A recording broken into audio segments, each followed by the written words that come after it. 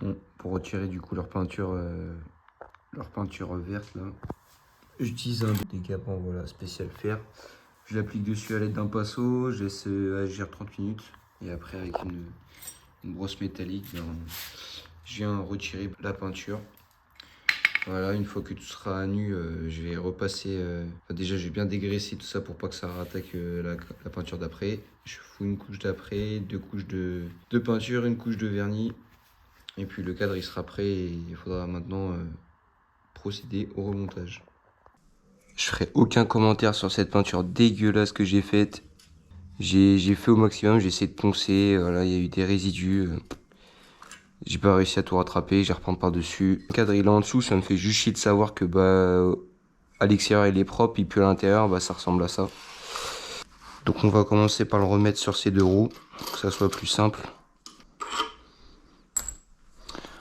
Donc ça c'est le trou qui permet d'actionner les mannes afin de bloquer la fourche. Vu comment ça a été déformé, sans aucun doute il y aura du jeu en mettant les mannes. On peut essayer de contrer le problème à mon avis en tapotant dessus, en essayant de rectifier la place. Mais de toute façon je pense que c'est mort. Vu comment ici c'est écarté, c'est obligatoire qu'en mettant le Neyman, la fourche elle va se balader quand même, elle sera pas fixe. De toute façon un Neyman en soi il y a toujours un petit peu de jeu.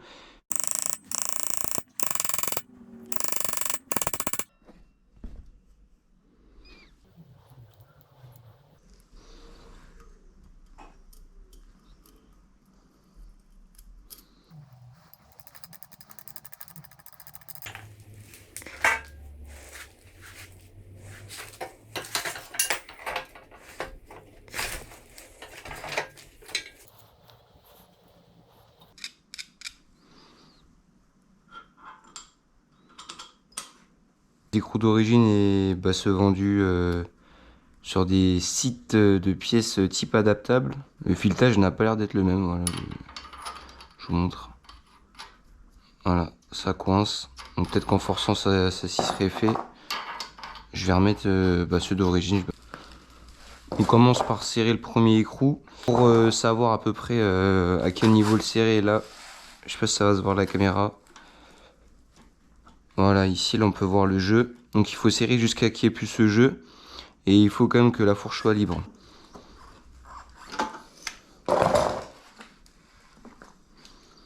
Donc là, on n'a plus le jeu. Par contre, on sent que ça freine un tout petit peu. Donc on va, je pense, desserrer d'un 1/8 à peu près. Voilà, comme ça. Donc là, on a une fourche libre qui n'a pas de jeu. On va resserrer les deux autres derrière pour le contrer, le premier écrou.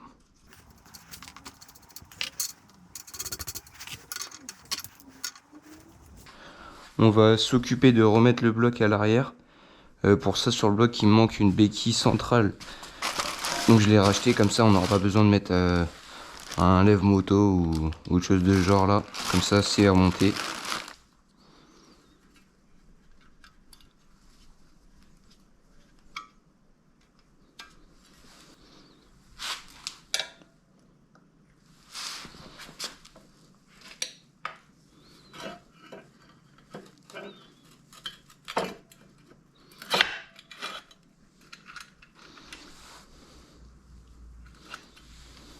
Donc moi, je vais pas tout de suite remettre le ressort. Pourquoi? Parce qu'en fait, le ressort du coup il est maintenu de cette façon-là, à cette petite patte-là. Voilà, sauf que comme on voit, c'est un peu la maladie des moteurs de booster, stunt, etc. C'est que cette patte-là, à force que le ressort il coulisse, il se creuse, ça fragilise la patte et ça casse. Donc moi, il me reste un mini millimètre qui fait que je pense que je pourrais boucher ce qui a été creusé afin de la solidifier un petit peu.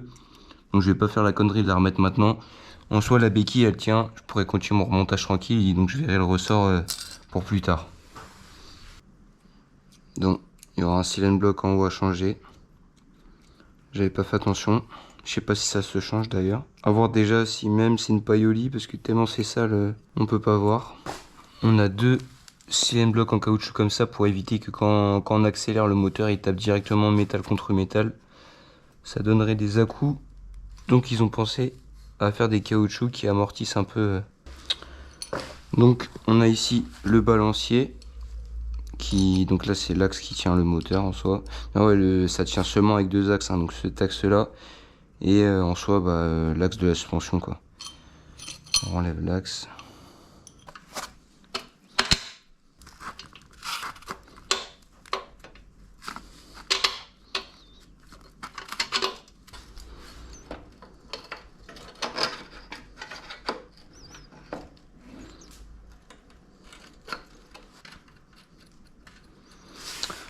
Ouais, j'ai rien serré, c'est juste pour, voilà, comme ça, il est sur ses deux roues. On va installer le Neyman. Donc on a deux vis autocassantes, vous allez voir comment ça fonctionne. Rien de compliqué, voilà. Voilà, donc hop, on a cassé la tête.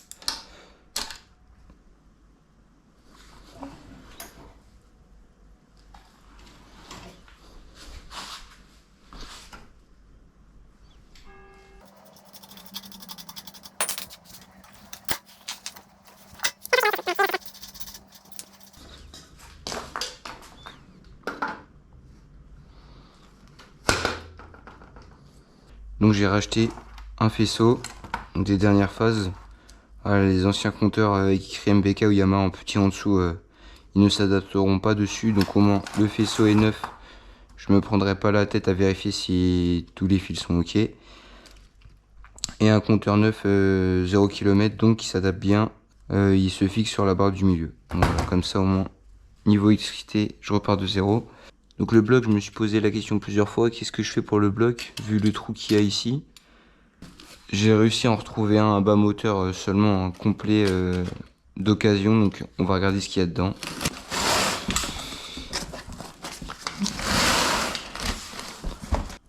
Donc le carter de kick complet.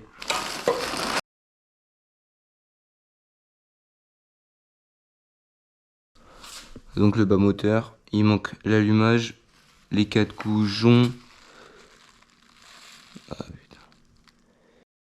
Vendeur, voilà, filetage ici, baiser. Le vendeur escroc sur le bon coin. Filetage HS, insert, j'ai l'impression. Enfin bref, les 4 filetages sont pas bons. Donc je vais montrer pour ceux qui ont peur de commander sur le bon coin, en soi tout est sécurisé. Donc là vous voyez, il m'a mis une grosse douille, enfin il a essayé. J'ai acheté à la livraison, mais en soi il a pas encore l'argent. Donc je vais bloquer son paiement, j'ai un problème. Article abîmé, vendeur, malhonnête. Voilà, on envoie. Et donc voilà, donc là il y a une demande, j'ai bloqué le paiement et il reçoit pas le paiement. Donc assez frais ou non, je ne sais pas, mais je vais lui renvoyer son bas moteur. Donc soit je refais des non, je pense que je vais même pas me prendre la tête, je vais tout simplement lui renvoyer sa merde. De toute façon qui est dans un état de fou, je préfère limite garder mon moteur avec le trou que remettre ce truc là. Pour retrouver le sens, c'est simple, donc le logement de la batterie, il se situe ici. Si vous avez repeint votre cadre, mettez un petit coup de papier à poncer, histoire que la peinture s'enlève et que la masse fasse bien contact avec le métal du cadre et non la peinture du cadre. Les deux ici, sûrement les clignotants à vérifier. Donc les 3 ici, le feu arrière. Celui-là, voilà, pour moi, celui-ci se place là. Donc les 3 à l'arrière pour le feu. Les 2 ici pour la jauge à huile ou la jauge à essence. Inversement pour lui, je ne sais pas. Donc clignotant arrière. Le CDI. Ici, on va avoir la cosse d'allumage, la cosse pour le démarreur électrique. Donc le rouge et noir pour la batterie, la boîte à fusible. Ici, c'est le relais de démarreur. Donc, parce que moi, en fait, l'histoire, c'est que j'avais un phase... je n'avais pas un stunt naked, donc j'ai voulu le foutre en naked. Donc ça serait un relais de démarreur. Sauf que pour les anciennes phases, ça n'a pas l'air de correspondre. Donc je pense qu'il faut en racheter un, simplement. Donc voilà, donc là, on a déjà fait ce côté-là. Ça, sans aucun doute, le compteur. Le commodo gauche. Les deux, ça doit être les clignotants avant. On a un qui va être pour le démarreur électrique. Et les deux, alors par contre pareil, c'est une partie de faisceau qui manque. Normalement c'est 2 câbles de rallonge qui vont se fixer pour les freins avant et arrière de feu de stop. Donc en fait normalement on a encore 2 autres câbles, voilà, qui descendent et qui se logent ici. Donc il faut que j'essaye de trouver. Donc ensuite j'ai réussi à remettre, pour moi ça c'est la centrale clignotante il me semble. Donc voilà, donc ça correspondait bien avec l'ancien faisceau. Le Neyman. Il nous reste à l'avant. Donc le 2, ça sera pour le klaxon, je pense, voire sûr. Et les 3 à l'avant pour le feu avant. Et donc du coup, une fois qu'on aura fait tout ça, on aura bien le faisceau en place. Donc pareil, donc à l'avant, il n'y avait pas ce système-là, donc il faut le racheter. J'ai pas essayé, j'espère qu'il n'y aura pas besoin d'adaptation.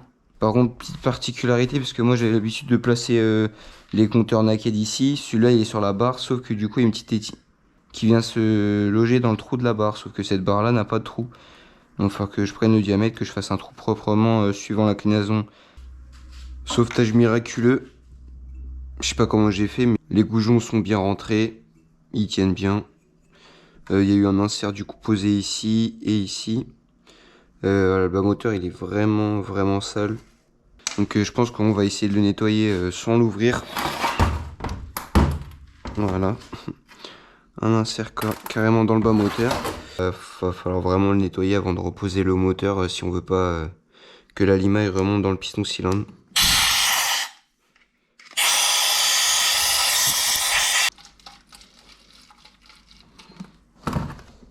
Donc une fois qu'on a enlevé le plus gros, par sécurité, on va remettre de l'essence dans le bas moteur afin de le nettoyer au maximum.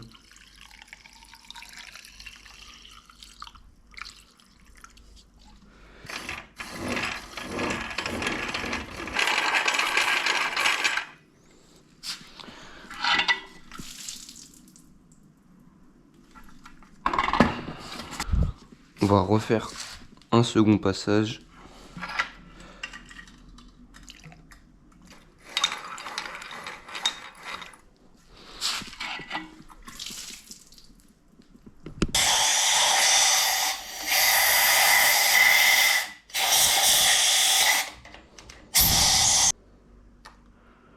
Donc très important, avant le remontage, on sert d'une pipette propre, on injecte de l'huile de thon directement dans les petits orifices. Donc ça va servir à regresser les roulements, puisqu'avec le bain d'essence qu'ils ont subi, ils sont tout secs pour le roulement de bielle. Voilà. Donc le piston, il y a une flèche, donc ça va être côté échappement. Généralement, les ergots de segment sont côté admission. Donc on peut se retrouver par rapport à ça aussi. De toute façon,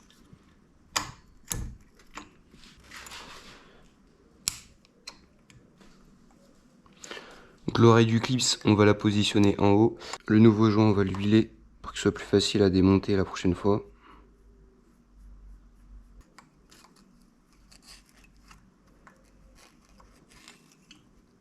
On va l'huiler pour qu'au premier démarrage, ça ne tombe pas à sec. On place en avance les segments. Il faut qu'il se situe dans les ergots. Comme ça, quand on pince le segment, il prend sa forme initiale. Et voilà. Donc les deux segments sont passés. On a baissé.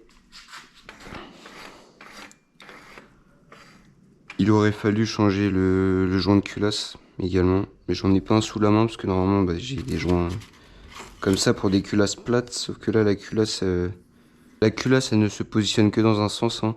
S'il y a des fentes, afin que vous allez voir une fois le moteur remonté, il y a une sorte de turbine qui souffle. Et l'air elle se redirige, donc elle refroidit la culasse en passant par l'étrier. Et si on la met dans l'autre sens, ça fait barrage à l'air.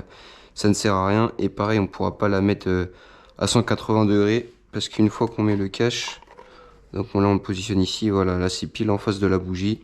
Si on la met dans l'autre sens, ça ne passera pas. Donc 4 écrous de 10 qu'on va serrer en croix progressivement.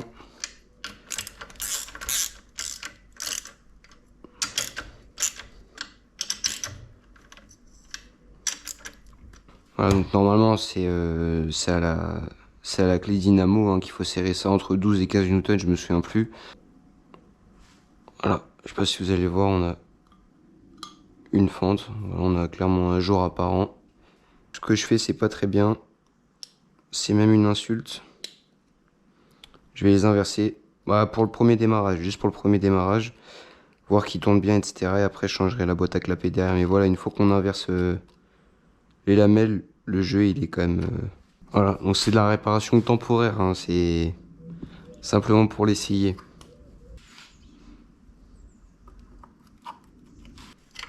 En croix également, pour éviter les prises d'air par la suite.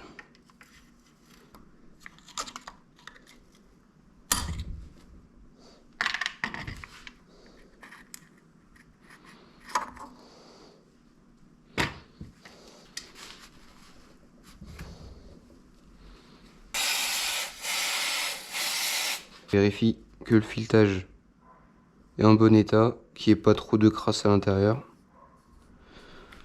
Pareil ici, voilà, ça tourne correctement. Ça veut rien dire, hein. Une fois le moteur en marche, on devra quand même vérifier que le moteur injecte bien de l'huile, mais pour l'instant, visuellement, ça a l'air d'être correct, quoi. Donc on blinde bien le compartiment de graisse, voilà, qui en est vraiment partout.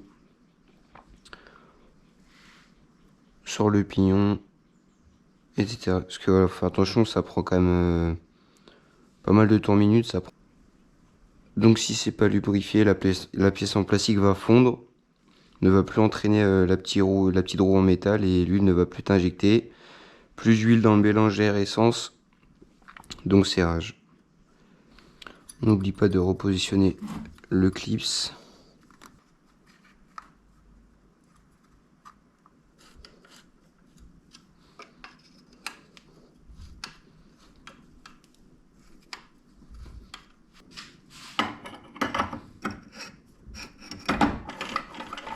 Donc outil qui va être utile pour les opérations qui vont suivre. Le top avec le caoutchouc pour pas abîmer le piston. Alors on fait descendre le piston, on le fait prendre sur plusieurs filets pour pas abîmer le pas de vis de la bougie. Voilà, donc moi j'ai un écrou de 17 sur mon allumage.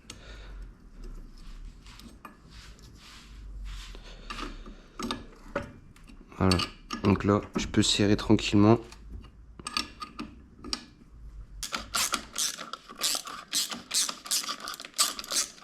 Donc les deux durées d'huile sont installées.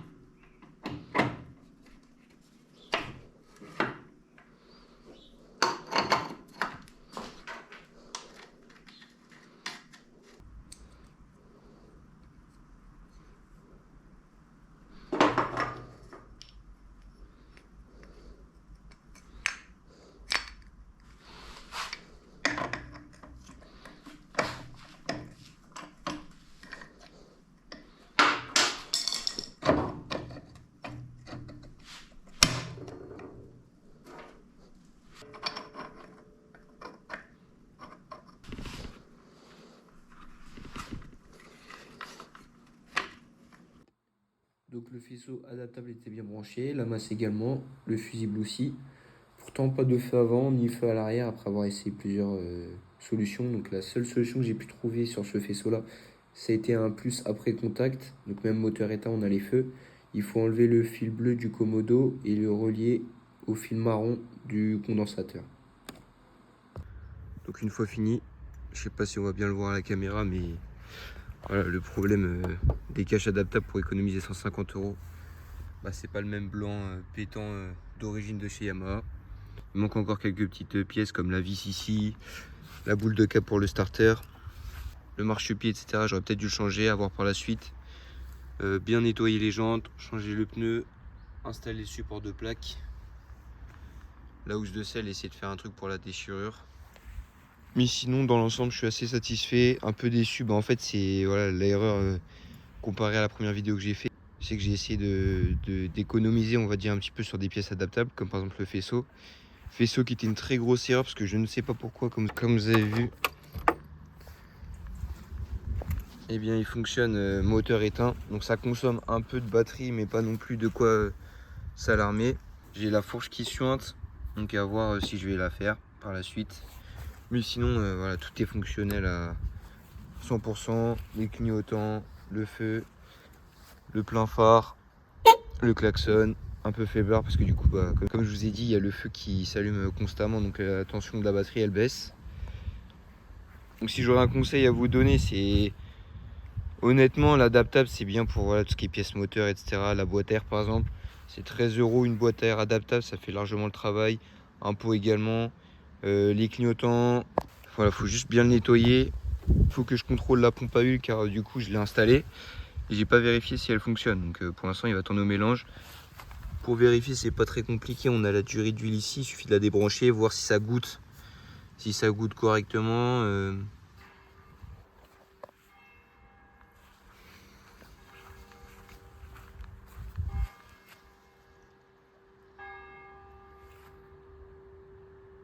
Passer un contrôle technique puis il est prêt pour circuler.